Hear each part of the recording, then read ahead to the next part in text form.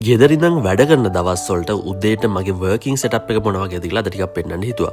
මොකද මම හවසට මගේ වර්ක් රූම් එකේ මගේ ඩෙස්ක් එක පාවිච්චි කරනවා. හැබැයි උදේ වරුවේ ඒ එළියේ තියෙන කාම්නස් එක සහ ඒ ඇම්බියන්ස් එකේ ඇඩ්වාන්ටේජ් එක ගන්න ඕන නිසා මම ලිවිං ඒරියා එකේ තමයි වැඩ කරන්නේ. ඉතින් මේ විදිහට තමයි මම උදේට පොඩි මියුසික් එකක් දාගෙන වැඩ ටික පටන් ගන්නෙ.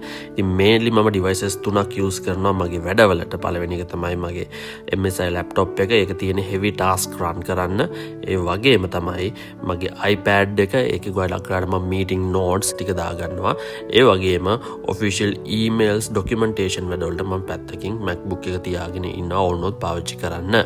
ඒ වගේම මෙන්න පැත්තකින් ඉන්නවා මගේ තනියට මගේ punch කුන්. ඉතින් මේ වගේ work setup එකකින් මට තියෙන advantage එක තමයි අපි දවස ගානේ කරන task ගොඩක් innovative වෙච්ච නිසා මේ විදිහට relax එකේ ලස්සන උදේ වැඩ ගන්න පටන් ගත්තට පස්සේ මගේ ඔළුවට ගොඩක් අලුත් ideas එනවා. ඉතින් මේක මම දැකලා තියෙන විදිහට සාමාන්‍ය ඩෙස්ක් එකක ඉඳගෙන ගොඩක් ඔෆිස් එන්වයරන්මන්ට් එක වැඩ කරද්දී හරිම අඩුවෙන් තමයි එන්නේ.